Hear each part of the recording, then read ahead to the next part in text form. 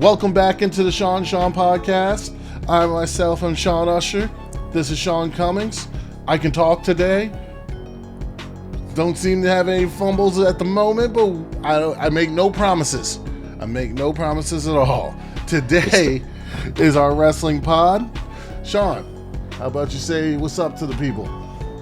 Hey, what's up and welcome back, fighting family. We missed you. It's the same two guys. It's the same two amateur opinions. This time, we're talking about wrestling, and today we have an explosive episode for you.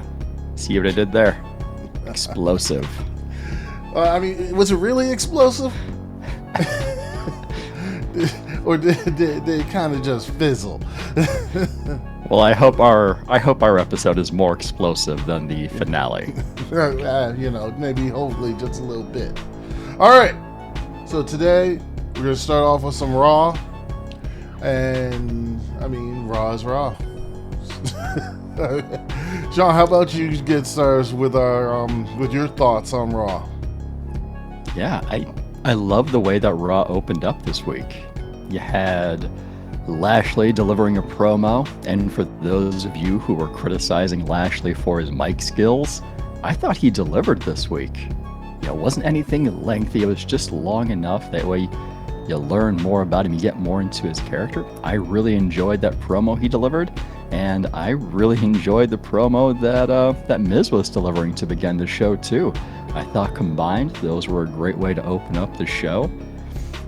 And I'm glad that Miz was able to go through his uninterrupted. I'm glad there was nobody jumping in.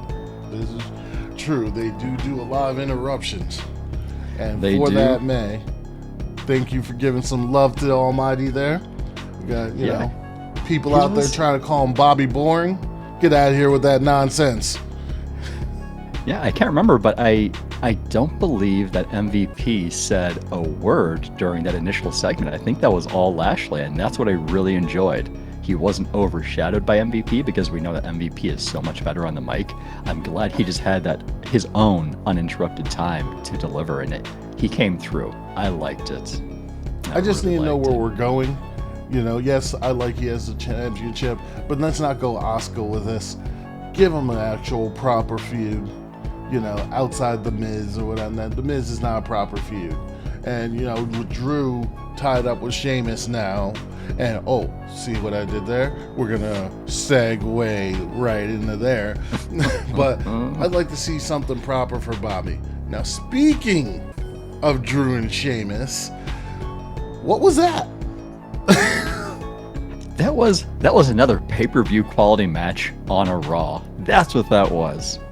No, That's it was great. What that was. It was great up until what? I was really confused by the ending of that match to begin with. I'm thinking, how can we have a no DQ match end on a ref's decision? And I thought about it more. I'm thinking, they want to push this to Fastlane, right? I'm hoping we don't see another Sheamus Drew matchup on Raw. I want them to hold off for a week. Give them the Fastlane match, and from what I hear, it is going to be a last man standing match, which is really intriguing. But they had that ending, in my opinion, because they couldn't have Drew take a loss. Drew took the win the week before. They got the no decision here. It was their way to protect Drew to carry that match into Fastlane. Okay. It was just a weird ending. But I will give it to WWE for this. It's not their usual endings. Their usual endings are like, distraction, disqualification. At least this was something different. Yeah, absolutely. They, for all purposes, they thought outside of the box here. Not very far, but they gave us something different that we haven't seen in a while, and it's a lot better than distraction. It's a lot better than the surprise roll-up move. Mm-hmm. So they gave us something a little bit better, but it was a good match. They put a beating on one another, and I think, who was it? Somebody shared, I think it was Randy Orton, shared photos on social media about, what they looked like after the match, and man, they looked beat. They put a beating on one another. Yeah. Now, That being said, another segue. You speak of Randy Orton. So, we need to have a payoff coming up soon. Finally, we get some slow build from WWE. You know, the only other time they've really had this slow build was Sasha and Bayley. But we need justification here. We need Fiend. We need some sort of explanation for exactly what Randy's going on with. Even though he could pull it off, someone mentioned recently they're convinced that it's going to be Randy versus Randy at WrestleMania. And I'm just like, I'm not in for that. I'm just not in for it.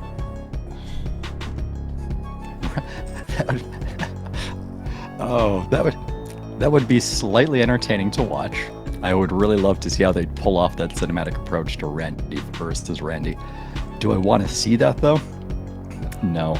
Give me the Fiends. And what did AJ Styles do this week? AJ Styles went on and he started talking. He pretty much recapped the Fiend for us. Now, if there is any telegraphing that the Fiend is coming back, that was it.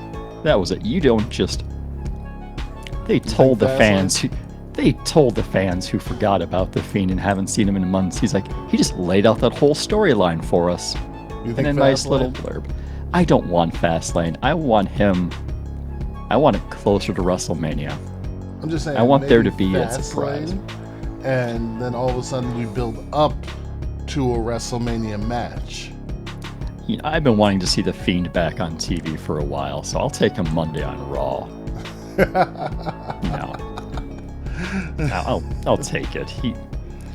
Because these Alexa situations, I'm gonna call them, as much fun as they are to watch, because Alexa Bliss is actually really fun to watch right now.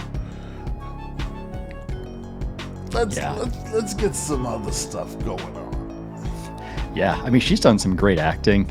Those acting skills, I think she's really improved, especially since she started working with Fiends, playing that role. So that's been great to watch.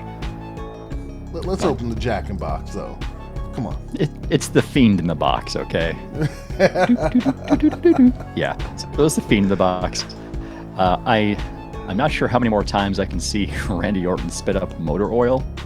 I'm not sure how many more times I can see that. So. What you mean, corn syrup? Yeah. We need to see the Fiends come back. As much as I want to wait until closer to WrestleMania, I'll take Fastlane. I really will. All right, now I'm gonna let you get on your soapbox real quick. Talk about the Raw Women's Division. Let me know what you think. You're just setting me up to let me go off. Oh man. I'm happy this week that Raw finally remembered that Lana and Naomi were the #1 contenders. So that was really good to see. They must have listened to us last week when we were talking about it, and they realized, oh crap, we forgot to give Lana and Naomi their title shot. Let's just squeeze that in before Fastlane when Bianca and, Belair take on. But let's not squeeze it in too much, because we're not going to give a clean finish. We're going to make it so they're still on the hook, because we have a distraction finish with gosh forsaken Reginald. Oh, Reginald. I have a feeling we'll be talking about him a little bit later on today, too. I know Shayna's getting tired of Nia. I'm getting tired of Nia at this point. I want to see them drop the title soon, just so they can go their separate ways. I'll be talking about that a little bit later. Yeah. So that's the tag picture. The Raw Women's title. What are you guys doing? We haven't seen Asuka. We haven't heard of Asuka. There's been no mention of Asuka since she got her tooth kicked out. Likely suffered a concussion. I mean, I get that there's a legit injury there, but why are we just avoiding everything about Asuka?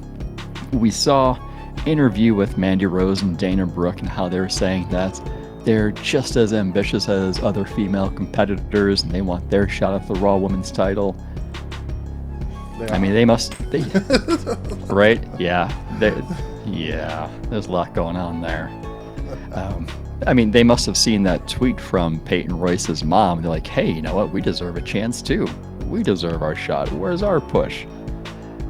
And if that wasn't funny by itself, then Charlotte comes out and she says, I'm just as ambitious as you guys are. So insert massive eye roll right here. No crap, Charlotte. No crap. So it's not that Charlotte's not ambitious, but Charlotte gets handed things, right? The difference is when Charlotte returns from an injury, she immediately gets inserted into the tag team title picture. She immediately gets the tag team championship. She immediately gets the push. She immediately gets a main storyline. There's the difference, right? We're pushing Charlotte all day, all the way. And what are we doing with the other talents? We're not doing much. Well, and also we need to build them up a little bit. Like this whole thing, and we're not to Smackdown yet, and I know she hasn't been on in a little bit, but what they did with Carmella, they need to do with people like Randy Rose. They need to get some, killer instinct, as Seth Rollins, another Smackdown guy, as Seth Rollins would say. Now, who's the women with the killer instincts? Yeah. Maybe that'll be Rhea when she shows up in like 50 billion years. Stop showing me the video packages for Rhea Ripley. Just show me Rhea Ripley. Rhea Ripley. Stop. She better show up at Fastlane. She better be there. And hopefully she's heel. I would love a heel Ripley. I guess it depends what you're doing with Charlotte. If Charlotte's going to be a face, then yes, give me heel Ripley. I think she could do very well there. But all of this to say, they're pushing Charlotte all the way. For some reason, they're pushing Nia. I mean, we talked before. Shayna's taking all the losses. Shayna's taking all the pins. And we'll get to that a little bit later on in SmackDown as well. So why are we pushing Nia and Charlotte and we're ignoring everybody else? There's a lot of talent there. They're not writing them into the storylines. Here's the thing. Charlotte, I understand to an extent. That's their girl, yada, yada, yada. But Nia makes no sense to me. Do a fan poll. No fans outside of maybe her particular community like her. Her mom and her cousin don't count. Well, they'd argue that we don't count either. So we count a little bit more. I'm just saying. Yeah, but they got jobs because of us. Yeah, that's very true. That's very true. They need to push more of that female talent, both singles and the tag division. I don't want to see Jackson Baszler with the titles anymore. I love my girl Shayna, but I don't want to see her with the tag title. I want to see her chase after a singles title. Give the tag titles to an actual tag team. Okay. That could be a cohesive group like your Mandy Rose and your Dana Brooke, your Lana Naomi. Give me the Iconics back. Moving on to the next topic for Raw, because we got to wrap up Raw. All right. This topic I don't care much about. I guess I'll let you talk about it a little bit more. I don't care. I don't think it's necessary.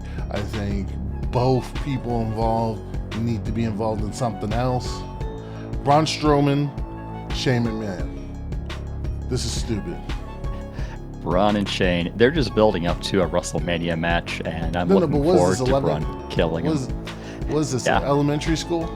Well, I mean, if we're carrying over from Braun's, character of everything sucks and he's a teenager from the 90s, then I guess we insert Shane McMahon, who's playing the role of the bully, who's insulting him and he's making him feel stupid. And what it's done is it has now made Braun look like a face, while Shane is starting to take heat by being the bully. Has it really though? Yeah, I think it does. You watch how Braun was speaking, and I think the way that Braun was speaking for me was doing the change. I get what they're trying to do. I don't think they're accomplishing it. I think both people look stupid just to take from Shane McMahon. And later on, we're going to bring up somebody who is doing what Shane is trying to do so much better. Yeah, I think in my mind, if they're gonna make Braun go face, because who's our heel champion on Raw? Bobby Lashley, right? Doesn't Bobby take on that heel persona? Right. So maybe they're gonna look forward to a Braun Lashley matchup in the future. Maybe. Two monsters. Maybe. I mean, certainly not before WrestleMania. All right, now But maybe they're setting up things long term. Just to bring them up real quick, Retribution still stuck in obscurity. Move and along. Then Move along. why is the Hurt Business feuding with the New Day again? Oh yes, it's because you have no tag teams. I forgot about that. But with that said, let's move on to SmackDown. SmackDown started pretty well. You know, you got some Edge action, get some Roman action, get some Daniel Bryan action. What's not to love there? Oh my goodness. I loved a lot of what SmackDown this week, what they did, and a lot of it was centering around Edge and Bryan, that dynamic, and then adding in Roman Reigns as a champion. Like, I love how they opened the show. I loved how both Edge and Daniel Bryan delivered great performances on the mic. Talking about their passion and their desire to main events WrestleMania. They both want a main event, but at the same time, they both want to take on Roman Reigns for it. You know, is that leading to a three-way match at WrestleMania? I don't know. We'll see. I digress. But coming back to SmackDown, you know, for me, it's giving Daniel Bryan even more momentum heading into Fastlane, to the point where, you know, I can't see Roman losing, but now I want Roman to lose. And not in the same way I felt with, you know, Kevin Owens, where I'm like, just drop the title already. We're doing these too many matches. It's, you know, I'm really into Daniel Bryan's character and what he's doing, and he's getting me jacked up to watch him win. That's what's supposed to happen. I want to see him at WrestleMania to begin with, because if you remember, he was my Royal Rumble pick winner. So I wanted to see him in WrestleMania anyways be the main event. Could that still happen? Very possible. But I love how Edge came back, and Edge is saying, you know, I understand your desire, I understand your passion, but I have that same passion. And let me remind you, Roman Reigns beat you at Elimination Chamber. And a loss is a loss. Or a win is a win, however you phrase that. Pretty much saying, you had your chance, you lost, it's my turn now. And then Edge concludes the segment by saying, you're not better than me. And of all of this, I love how Roman didn't make an appearance in all of this. Like, we knew we were going to see Roman at some point, but I'm glad he didn't get involved in the intro. That was just Daniel Bryan and Edge, and it made it so much better. Well, you let your enemies go at it. Exactly. Yeah. Now, So moving on to another point on Raw. So we're recycling storylines, not Raw, SmackDown. I get confused because all of a sudden Seth Rollins and Murphy are back together. so confusing with everything going on there. Like, I was like, is this Raw from like 2 months ago? Didn't we see Murphy as a face with the Mysterios? Oh, wait, no. He said in social media after he returned that Aaliyah had used him and essentially broken his heart. So now he's back to being a heel character. Okay. I mean, now, that being said, Seth Rollins, if he does not win some sort of fashion award at the end of next year, it is going to be a crime. The WWE should have a new award when they have their annual award saying Best Fashion 2021. Seth Rollins. Whoever gave him his spending account. Woo!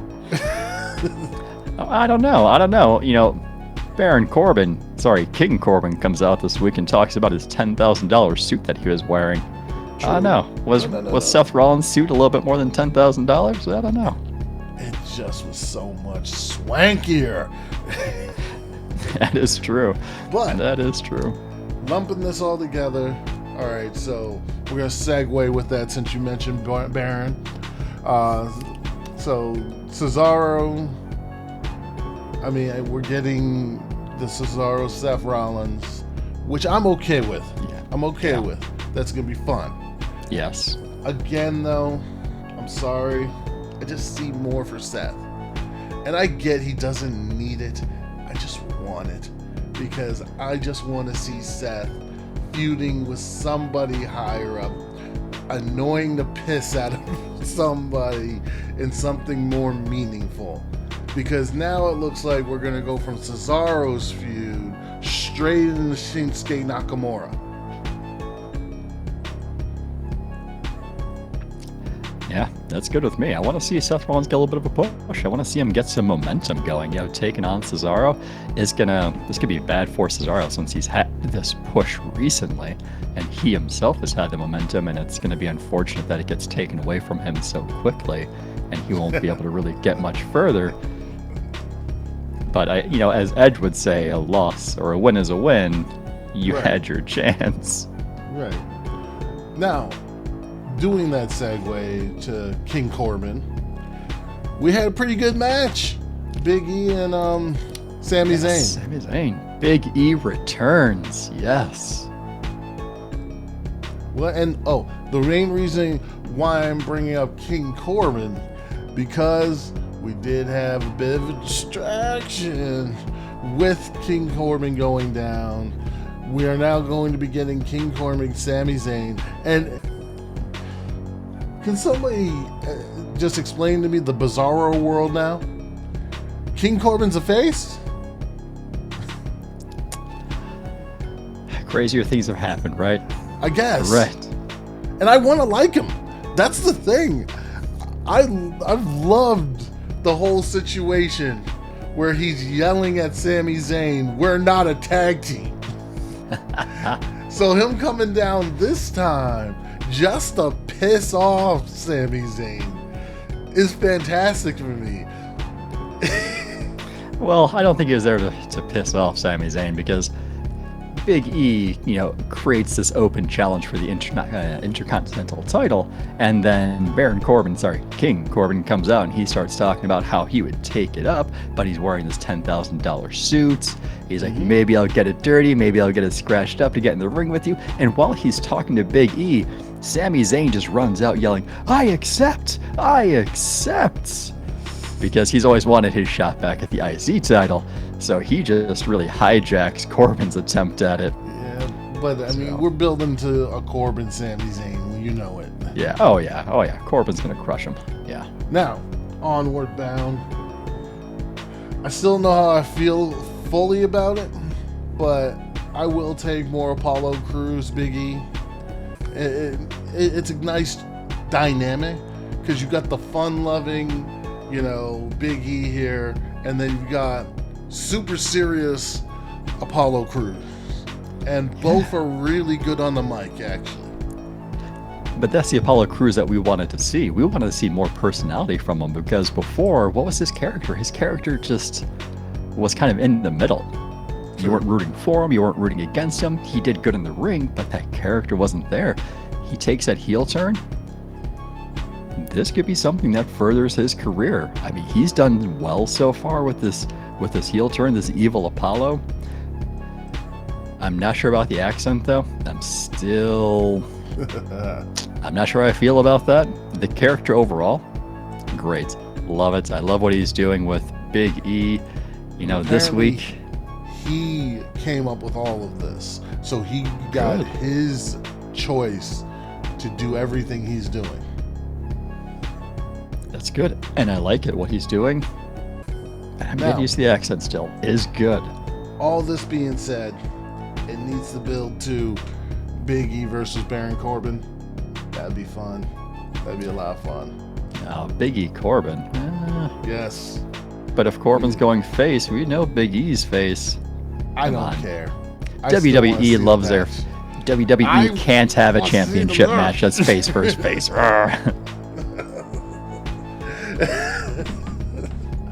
All right, we're gonna speak on this. It's not necessary to really speak on, but it plays back into something earlier. All right, this tag team between Sasha Banks and Bianca Belair. So they're facing other people now, and they gotta get their warm up in. Yeah. Yeah, but they lost. Aha, but why did they lose? They lost because of Reginald.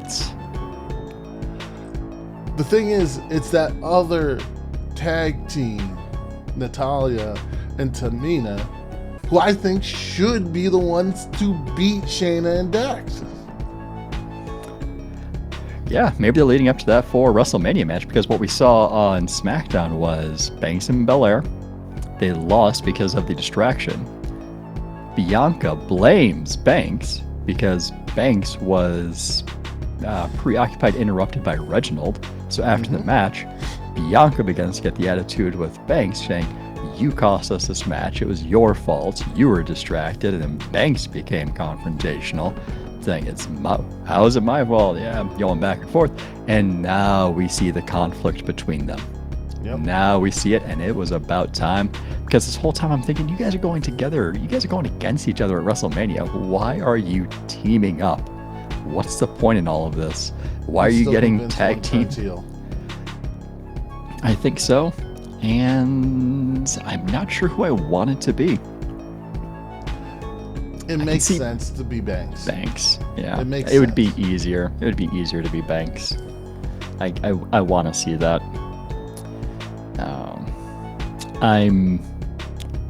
The part I don't like here is after the match, Reginald gets involved again, saying that Nia should take on Banks for the SmackDown Championship. So guess what we have next week before Fastlane? Oh, yeah. We have a SmackDown Women's Championship match between Sasha Banks and Raw's Nia Jax. Yeah, it's nonsense. So, I'm going to choose to not be negative about this because we know that Nia is going to lose. All right. Yeah. So, any other thoughts on SmackDown? Let's see. SmackDown. Ooh, the ending. The ending was really good. The contract signing between Roman and Daniel Bryan. I thought that part was even better than the beginning.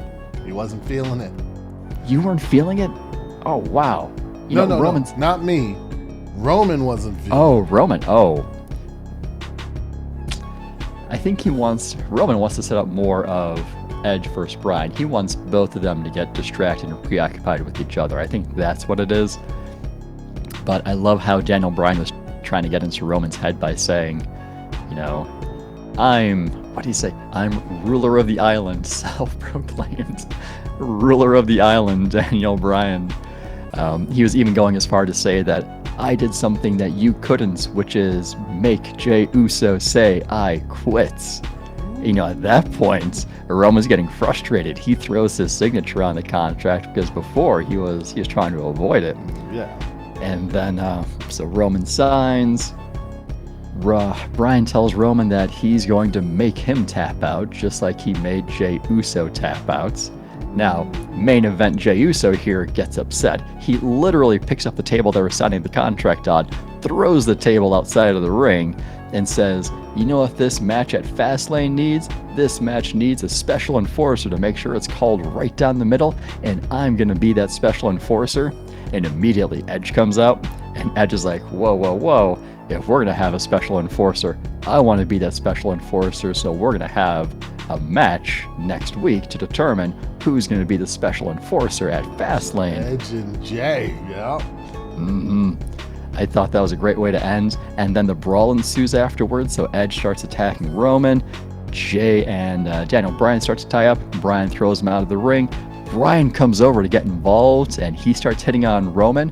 Edge is like, "What are you doing, little man?" Edge pushes him aside.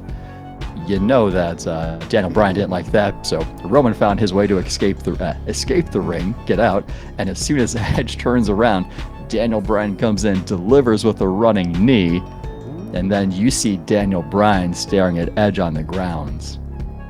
And that's how we conclude the show. I think this whole dynamic is interesting, and I love it, and it's entertaining. It was a great way to really begin the show and end the show. That was good. I liked it. All right, so moving on. We have NXT. And I thought this was a very good episode, solid. It wasn't spectacular, but it was a solid episode. I do think one part of this was hilarious. So I'm going to get into that real quick. So Regal had his big news, which you predicted was a women's tag title, which just tells me here's the good thing. NXT is going to be its completely separate thing. It better be.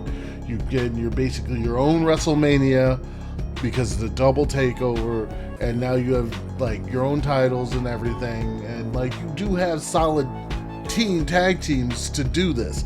But it's just funny they gave them the tag team titles just to break up the group, because they have Shotzi and Ember Moon come out and actually win the titles. And I was just like, I'm watching, I was like, they're not doing it, are they? Oh shit, they're doing it. Yeah, at first I thought that was really strange. You know, they're awarding Dakota Kai and Raquel Gonzalez with the tag titles because they won the Women's Dusty Cup. And then they immediately drop it after an hour. So they're tag team champions for a single hour, or, you know, plus or minus. Exactly. I heard a little bit more that the reason their title reign was so short was because they couldn't get the belts produced and made in time, and they were originally supposed to have those belts shortly after the Dusty Cup, but they didn't have it at that time, so they had to build that storyline of Nia Jax and Shayna Baszler coming down, and the whole challenge there kind of delaying this introduction of those tag team titles. So that kind of makes sense for a storyline. You figured they weren't going to hold it long anyways, because who took the pin in this tag match? Dakota Kai. Who got protected?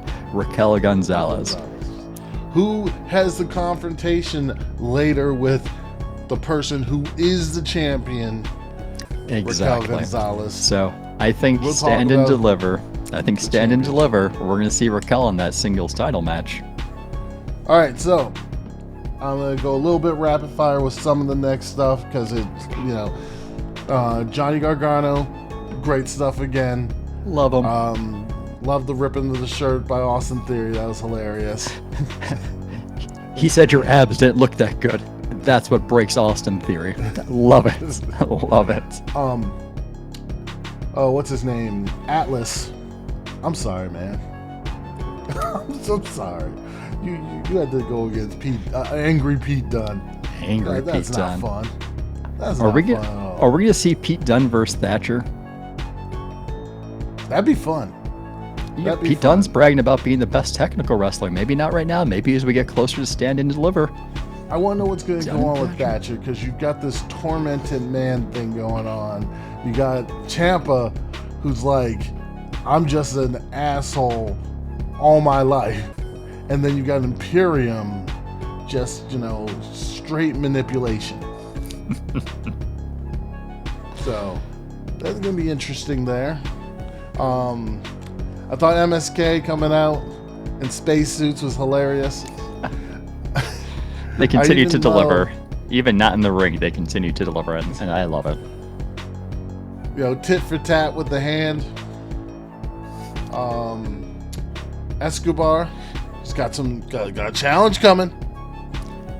Yes. Jordan Devlin, that's going to be interesting. Yes. LA Knight, he's probably going to win, but I feel for this man. I mean, that's Bronson Reed. Bronson Reed is just massive. You mean colossal? Colossal. All right, I'm just building up to. So now let's go to the actual talking points. We've got 2 matches to really talk about. Mm-hmm. Well, no. Before we get there, Xylee. So we getting violent here. Beating people down with crutches after like someone and trying to injure people. Like, good lord. Well, come on. It really was Casey Catanzaro's fault because she used her own crutches to attack to begin with. So, true. Johnny got what's coming to him. True. Now we'll get to the actual talking points. So, Io and Toni Storm. It's a good match. Yes. Actually, a very good match.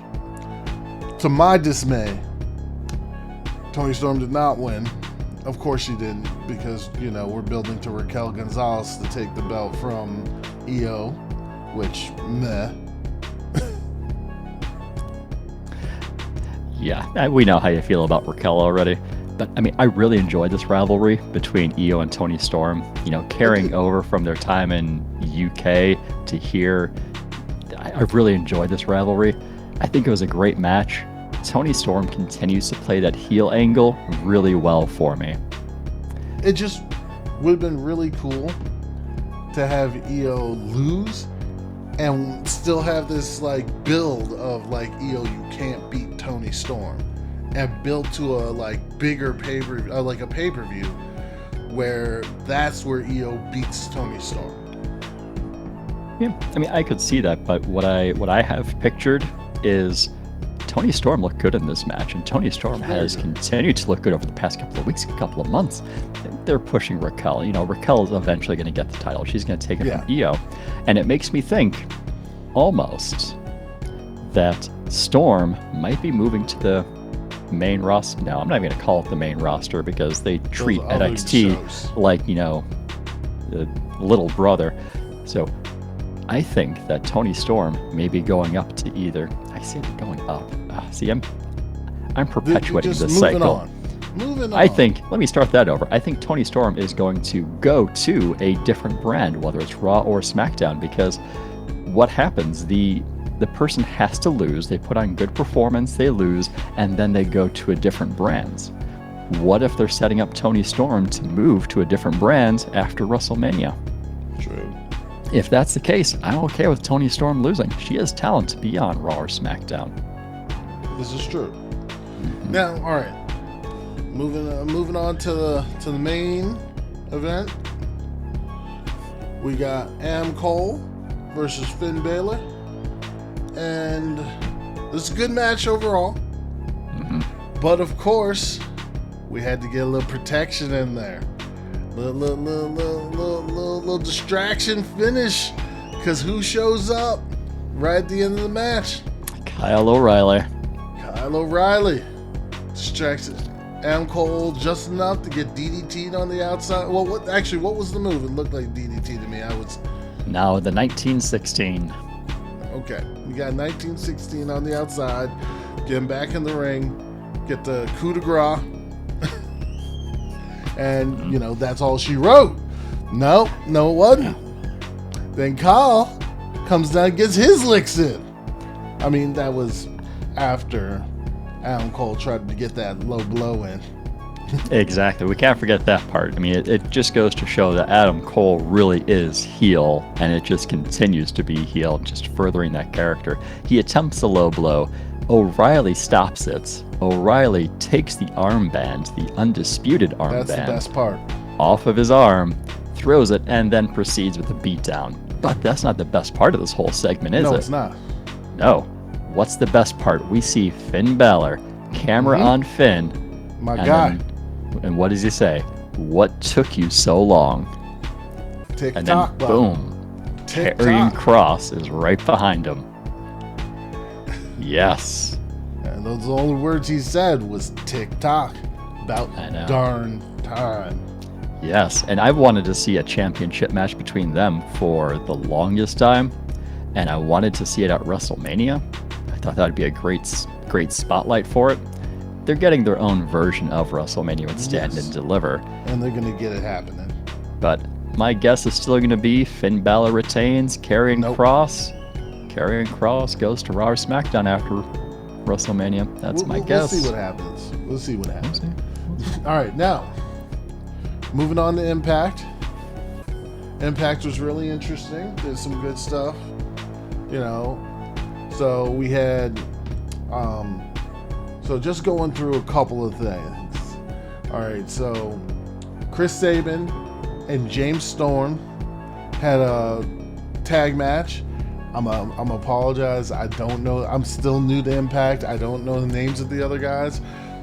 But due to dissension in their mix, because one of them is just a massive egomaniac, the smaller one, believe it or not. That match actually went to Chris Sabin and James Storm, but when they get to the back, there's a confrontation with Violent by Design, and now we have a tag team match for Sacrifice. With that, Decay comes up, and there's Triple X or Quadruple XL, I think it is, and Reno Scum back there, and Decay just wants to fight somebody, and Quadruple XL's like, oh no, we're good. We're good. So they walk off, and Reno Scum's like, yeah, we'll get, some old school Doc Holliday, I'll be your Huckleberry.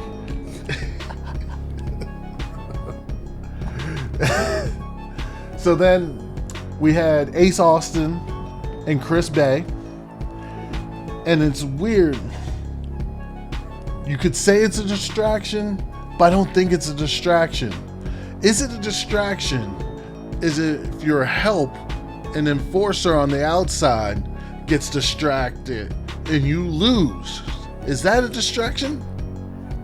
It's like a pseudo distraction. It's like a mini distraction. Because basically what happens is TJP, who Ace Austin's going against at Sacrifice for the belt, he comes out, he distracts Ace Austin for a second, but it was more his helper, and then Chris Bay gets the upper hand, gets the win. It's an odd little dynamic there. And then we had the Good Brothers and Finn Juice doing their contract signing, and they'd rather take shots instead. And they're both upping each other until they finally sign, about to take that last shot. Finn Juice throws it in the Good Brothers' face, and it's on. They wasted whiskey there, bud. That's not nice. So then, definite party foul. So we had the big news.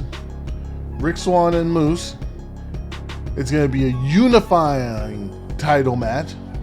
On top of that, whoever wins has to go against Kenny Omega, title versus title. Woo! It's going to be some fun stuff there. Yeah. And finally, some more of the big stuff that went on. We had Jazz versus Tasha Steele. It was a good match. Jazz tapped her out, but then all of a sudden the floodgates open. People running out. Actually, no, that was an earlier match. I'm sorry. Jazz and Tasha Steele was an earlier match.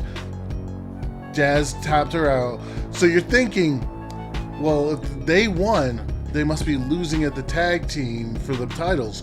But later on, ODB fights Susan, which the best part of this, I'm sorry if this is bad, is when Susan walks up to ODB to like yell at her for something. And ODB's like, hey, what's up, Karen? Inferring that she's a Karen. And Susan's like, my name is Susan. Well, so didn't she later on take ODB's flask? Yes. Yeah, so during the match, Susan's getting dominated. And she get a little upper hand, she gets ODB's flask, pours it out.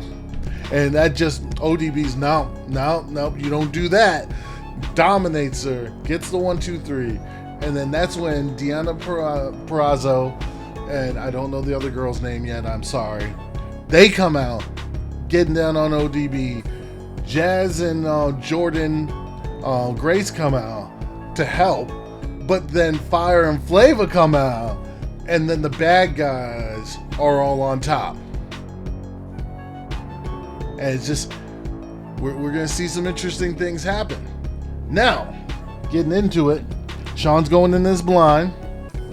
We're going to get into the matches real quick. Get our picks.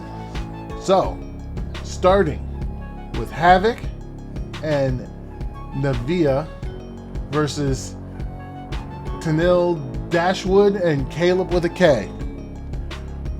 What number do you get this? Who do you got winning? And what number you give it? Ooh. So I am really going in blind here. I really haven't watched much Impact, so I'm not going to feel bad if I just get absolutely crushed in this pay-per-view pick'em game I'm now. I'm blind too, but I'm just getting into it. Well, you have a little bit more of an advantage over me, so I'm just going to say that now so I make myself feel better when I lose. So, for this match, I have Havoc and Nevaeh going over. I'm only giving them 1. Same thing here. This is the one I don't know much about at all. So, same thing. I'm not a big fan of intergender matches either. So, I'm with you here. 1. And I'm going Havoc and Nevaeh. All right, next match. Decay versus Reno Scum. Who you got? Who do I got? Well, of course, I have to go with Black Taurus, right? So, Decay. I'm going with Decay. I think the part I'm really curious about is Black Taurus. If he impales somebody with his mask, does that count as a disqualification for a normal match? I don't think so. I think it's fair game. Fair game? Okay. I'm surprised more people aren't doing that then. It's like Cody with his when he uses the belt strap. Yes. Yes. Yeah, so for this one, I got to go with my boy Black Taurus and Decay. I'm going to give him 8. Wow, I'm giving a 4. All right, next up, Chris Sabin, James Storm versus Violent by Design. Now, isn't the name of Sabin and Storm, aren't they called beer guns? Yeah, they're now called beer guns. Apparently they weren't before. All right. Well, I really enjoy that name, beer guns, so I'm going to go beer guns for 2. I'm going to go Violent by Design for 3. Eddie Edwards versus Brian Meyers. This one I have Eddie Edwards with 4. I'm going to go Brian Meyers for 2, actually. All right, the next one. TJP versus Ace Austin. I have TJP retaining for 3. TJP also for myself for 6. All right. The Good Brothers versus Finjuice. I've got the Good Brothers with all the confidence points, 9. The same thing. Good Brothers, I'm taking 9 with it also. With the storylines that are going on with the Good Brothers, you don't see it happening. No, especially since they're playing big parts on both Impacts and AEW. Right. Yeah. Now we got Deonna Purrazzo versus ODB. One dirty bitch. As much as I appreciate that name and bringing the flask to the ring, I'm going Perazzo and I'm giving her 5.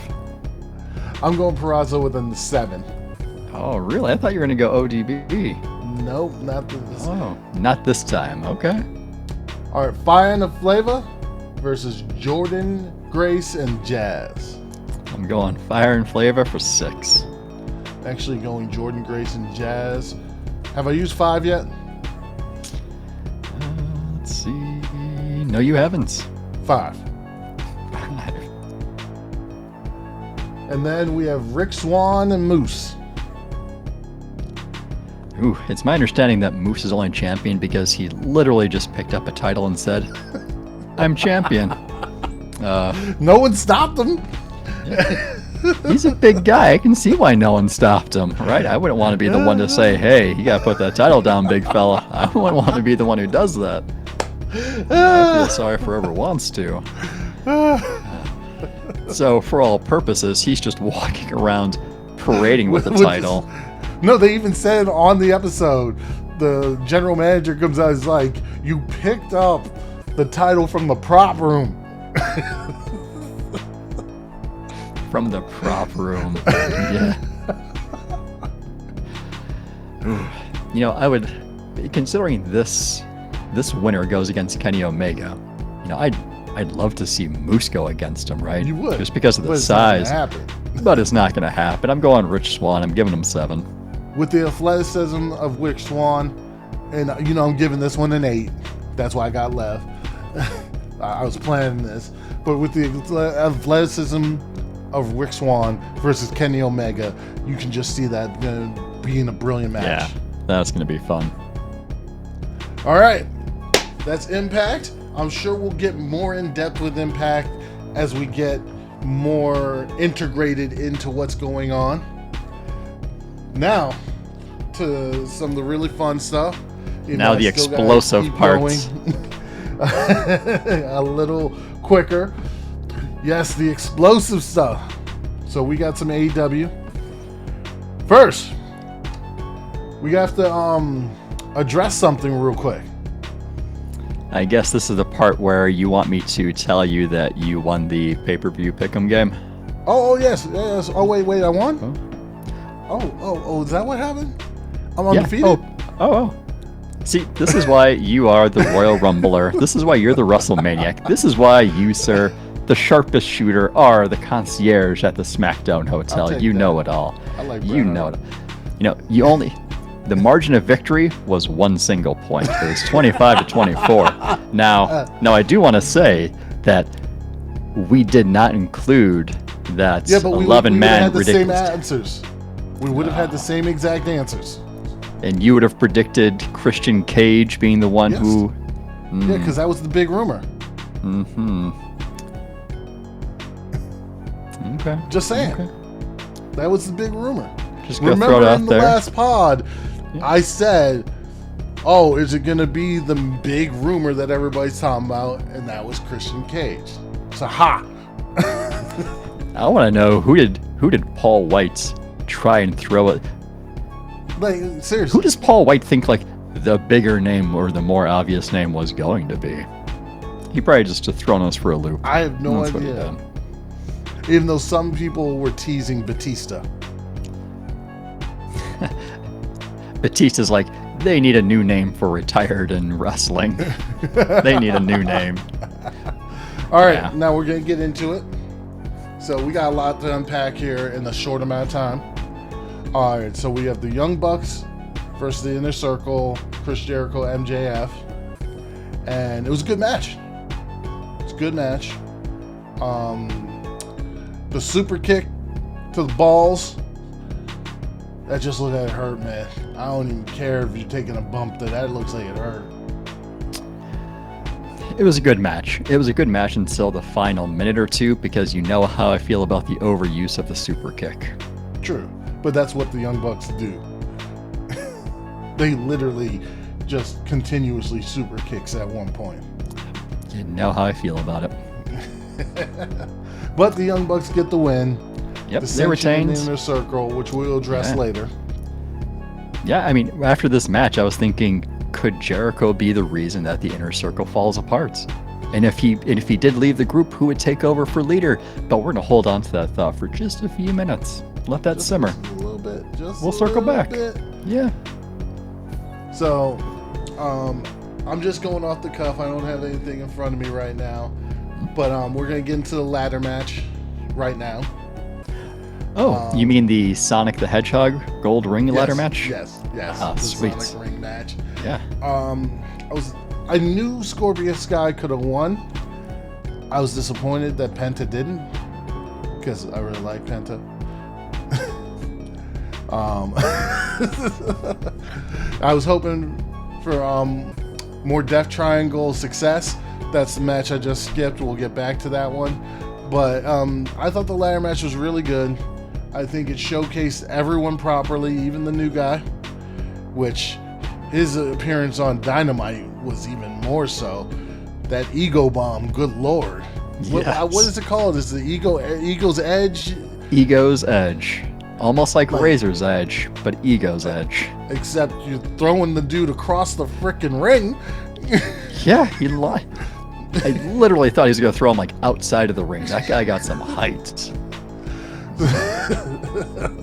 But like even him, they put over really well. Your guy that you had picked, he looked like he was going to do it. But I know. I was getting so excited too. Like I got to take my Archer victories. was there. And Come on, Murder Hawk. Come on. Penta was my guy. Was the one jacking up your dude. They must have known our picks going into this. Like, Well, now, to be said, there's storytelling there. Yeah. Lance Archer had to beat Rey Fenix to get into that match. Penta might have had some issues with that. But in the end, it was a Scorpio Sky, which we'll talk about his title match a little bit later. Let's talk about the Casino Tag Battle Royale. It was good. It was fun. It was just like, it's a nice little placement for it. Just really entertaining match.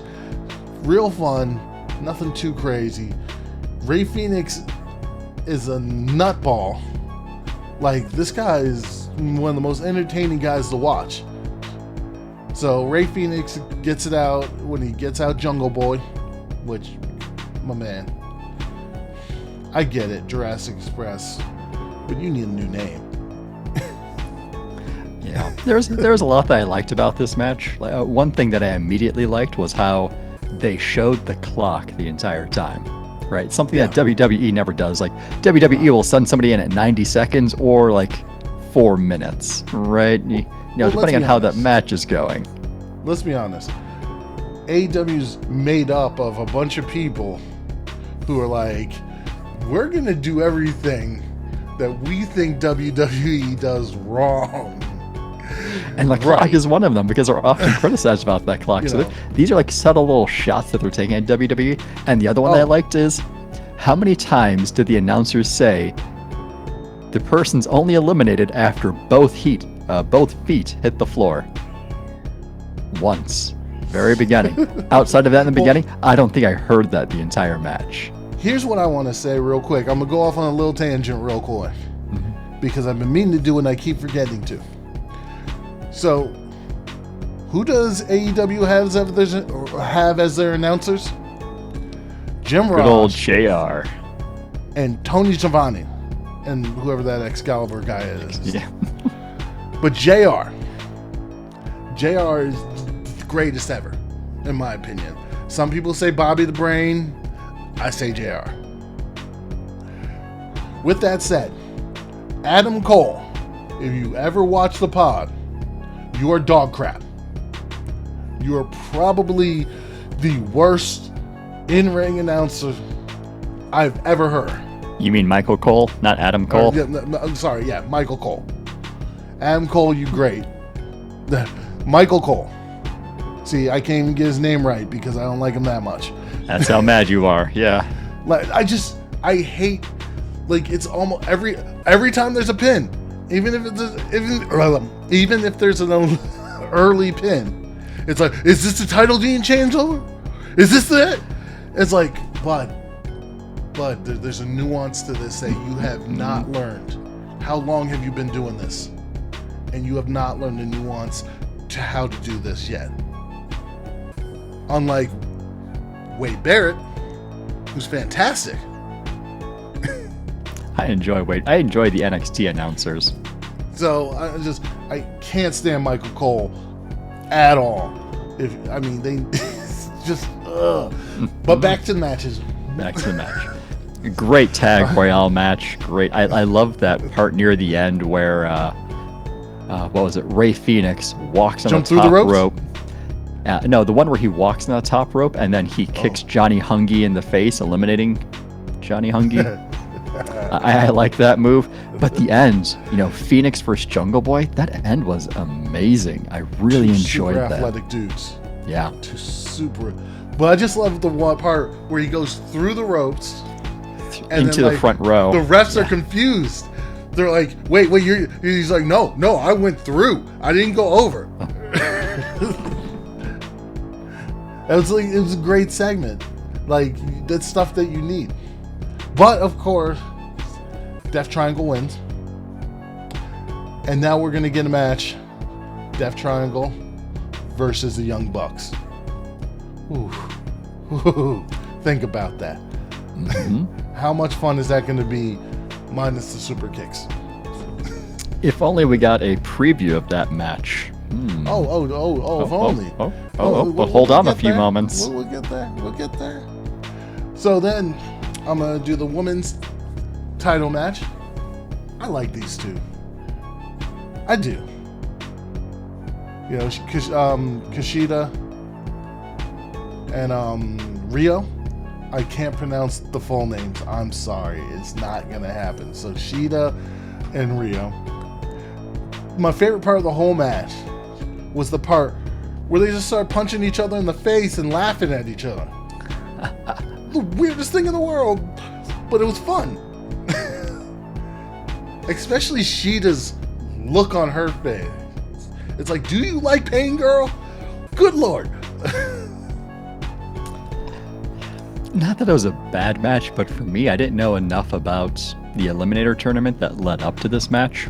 True. So I really didn't learn a lot about Rio. So for me, watching this without having any of that background story, for me, this match went on a little bit long. Now, if I would have been more invested in the story, I probably would have appreciated more the duration of this match. But for me, it went a little bit long. I did find it humorous where they refer to Rio landing massive chops on Shida when all she was doing was just like tapping her. I'm like, well, if that's the case, then I was like, if that's the case, then my cats land massive chops on me all the time. If that's what we're considering massive chops. And then, yeah, moving on. To move on from this one, let's go cats, to. We're gonna just go quickly for this one. Some dismay for Sean over here. Miro, Kip Sabian versus Orange Cassidy and Chuck Taylor. Even though Orange Cassidy got the orange punch in, almost put the big man down, Miro goes crazy, wrecks everyone, even Penelope Ford, and gets the win. Yeah, Miro has looked really good. I love how it started with that backstage segment because you're really setting up the loss for my boy Freshly Squeezed and Chuck Taylor. You're really setting it up because how long did it take for Freshly Squeezed to get out to the ring? True. They really played that angle. I enjoyed it. I didn't like the fact that he lost and I gave all my points to that team. But it was a good match and it just shows how dominant Miro is. That being said, we're going to get the arcade match. It's going to be fun. Yes. You know, hopefully we get some retribution. And hopefully they don't bury Miro by doing it. Hopefully this last match, it's going to be the split between Kip Sabian and Miro. Yes. Well, so it's not WWE, so I don't think Miro's getting buried because it's not WWE. So I'm going to skip a match just to come back to it because it's higher ranking for me on my list. So we're going to go to the cinematic match now. Sting, Darby Allin versus Brian Cage and Ricky Starks. And the weird thing about this match was there's a lot of Darby Allin and Brian Cage and Sting versus Ricky Starks. There's the bigger guys going after the littler guys. It was really weird to me. But, go ahead. No, I was just going to say it was... Go ahead. No, I was just going to say the one thing that this match really did for me was showcase Darby Allin's toughness. If they wanted to put Darby Allin over for being a tough guy, this is the match that did it. Yeah, I really enjoyed this match. I know it's that cinematic match, but when they do it well, it's really fun to watch. And I think they did a great job with it. I think it was a great way to protect Sting as well. That way he's not taking too many bumps. He's not in the ring taking all of that punishment. So I thought it was a good way to get him introduced back in. And the Stinger picks up the victory. Right. But and also this led into Dynamite, where it's the title match. And you can have both guys basically, like the announcers made it. It's like both guys were in grueling matches yesterday. Or not yesterday, like a couple days ago. Yeah. And what condition are they in? But because of this match, the punishment that Darby Allin took from Scorpio Sky, you believed. And then you believed that he could get savvy and get that surprise roll-up, which he needed, because there's no way he was beating Scorpio Sky just straight up with his moves. Very true. So, moving on to my next match. And this, this is a big match for me. Hangman Adam Page versus Big Money Matt Hardy. Interesting match. I think it went a little long. Certain things could have been better. But we got the result we needed. Hangman wins. Yep. Matt Hardy, he doesn't lose anything by putting Hangman over. No, fully agree with you there. Good match. We got the right outcome to it. I was happy with it. And the more I see it, the buckshot lariat just looks like it hurts. It sure does. I wouldn't now, want to the take best one. part of this came the next day. I keep saying next day. Came on Dynamite, where you got Hangman driving a lawnmower, and then the Dark Order jumping on, but not the one guy. There's not a weight five. limit. Not 5, yeah. And then when he tries to drive off, you see it head up in the air. That's the greatest right there. And all of a sudden now, Matt Hardy has the Butcher and the Blade with him. And we'll explain how that happened. Yeah. Because we're now on to the title match, the exploding barbed wire death match, which for, let's say, 97% lived up to the billing. Well, let's create a separation here. The match itself was great. True, because the match was over. Itself. Let me see, we're not going to talk about the match being over yet. The match itself was good. You're thinking they were both going at each other. Moxley got busted open a little bit early. One of my favorite spots of the entire match is how they were able to protect the one-winged angel when Omega delivers it. And in order to stop it, Moxley has to put his foot on the rope, creating the explosion, which breaks the pin. And that way, they can still say nobody has kicked out of the one-winged angel. Because nobody has. They haven't. That's not a kick out. That's, something? That's a whole different thing. I love how they protect Moxley. Omega has never cleanly defeated Moxley. He's always had help. Always had help. Because what happened at the end? The Good Brothers come in. And what do the Good Brothers give Kenny Omega? An exploding bat. Exploding barbed wire bat. Ah, yes. That's nonsense. It's just nonsense. But on top of that didn't even do it. He had to get a one-wing angel on a steel chair. Yes. To put him down. And that one Moxley could not get out of. And then all of a sudden they handcuff him in the middle of the ring because the ring's supposed to explode. And who comes out? Out of all people, Eddie Kingston. Dives on him. And then what do we get? Sparklers. Yeah, so what happens here at the end is the countdown's going off. Omega, Don Callis, the Good Brothers, they escape the ring because it's about to explode and someone's going to die on live TV. And then Kingston runs out to come help his friends. Now from this point on is where I start to dislike things. And we'll go into that a little bit further, but for me, it's you came out in enough time, you could have picked him up and dragged him out. You could have rolled him out of the ring. True. He's in the ring, and I get the dramatic effect that we're building. Kingston, as the clock is counting down closer to 0, dives and puts his body on top of Omega in a way to protect him from the exploding ring. And when the ring explodes, we see 4th of July sparklers that 4-year-olds would run around with. Now, let's put a pin real quick, because we're going to get into a little bit here. We got to go quickly, actually. But one thing we forgot to mention earlier, because we're blending both the Revolution and Dynamite, and this happened on Dynamite, I want to get this out because this is important. We had the 6-way female tag match. And, all right, 2 things here. Might get in trouble for saying this, but I don't care. First part, Dr. Britt Baker, for whatever reason, she is way too hot for me not to like. I don't know why. But, like, I look at her and was like, I hate you, but I like hating you.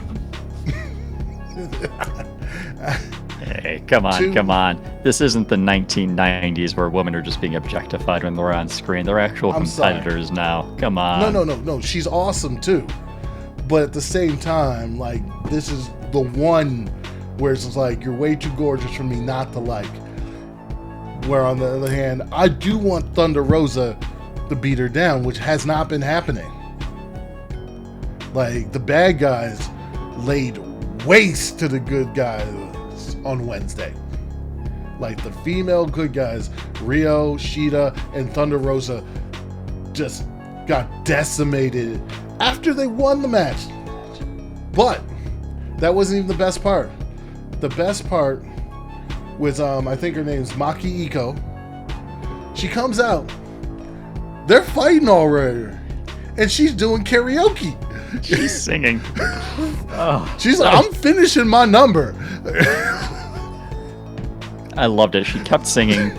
The brawl had ensued. The match had started. And she's just like, I'm going to keep singing until I'm finished. And then I'm going to come to the ring and help you guys. But until then, I got to finish my number. I really enjoyed that. That was fun. Now, back to barbed wire. Back to exploding sparklers. So, all right. I agree with you. The whole thing, it was botched. Everybody knows it was botched. But the best part of the whole situation was AEW's reaction to the botching. And they need to thank Jon Moxley for this. Jon Moxley started the whole dominoes to salvage. And this is, I'm sorry, WWE, you mismanaged the man. You let him walk out the door. This is what he does for you. Not only is he good in the ring, not only is he good on the mic, this guy had the savvy enough to get on video him sitting up while his buddy's being attended to, and they had to explain that later, which they came up with a great storyline there.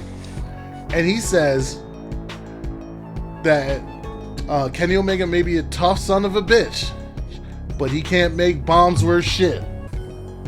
Which leads to everybody throughout the week talking about, oh, Kenny Omega couldn't make a bomb, could you? Then Kenny Omega pretend to be mad that the bomb didn't go off the way he wanted it to Dynamite, where we had the most fantastic segment that I can watch over and over with Jon Moxley and Eddie Kingston. Eddie Kingston talking about PTSD, or not PTSD, having a panic attack, and then like calling Jon Moxley Batman, and then them going back and forth about how it's 1998 in his head forever. That stuff was hilarious to me. But then we also have Don Callis, and I'm going to refer back to what I'm talking about with Shane McMahon. Don Callis did Shane McMahon better than Shane McMahon in this segment. We'll get there. But then Don Callis saying, you know something? Maybe the bomb doesn't go all of a sudden. Moxley and Kingston look like horses' asses on national television. We embarrassed the crap out of them. Yeah, we take a little hit, but they take a bigger hit by looking like idiots. And they made it work for the storyline, even though everybody knows it was botched. But then there's the Shane McMahon thing, where Don Callis is calling Eddie Kingston basically stupid, but in a better way. Go ahead, Sean. I just had to get it all out. Yeah, and you've been trying to convince me over this past week almost. Yeah, and at first it was really hard for me to suspend that disbelief far enough to think that they didn't botch the ending of it. But then it's like, what's that line between knowing in real life and then just believing, as for the story's sake? And AEW did a good job of doubling down and going, all in on selling this as it was supposed to be. Yeah, everybody got involved in that. If this were WWE, Vince would have gone crazy, and then they just wouldn't have referred to it again. Maybe they would have just don't ever talk about this ever again. Right, but Vince also says they'll always remember the ending. So it's hard to think that the botch didn't ruin things. Ruin's not the right word for it, but it tarnish. The botch overshadowed how great that match was, because if that had been any of an explosion, how they wanted it to look, how much better would that match have been? Without the botch, though, I don't get that segment with Jon Moxley and Eddie Kingston, and I can watch that over and over and over. So you're seeing the silver lining. Okay, I get that. I appreciate the effort that they went to try and justify it and tie it into a storyline, knowing that it was all a botch. I really appreciate that, because it's something you don't see WWE doing. But I do want to give an Oscar to Eddie Kingston for his acting ability in the ring when he was covering Jon Moxley and his sparklers go off. Yes. But then into that segment, when he's putting his hand on the fire, he's like, "This ain't no video game."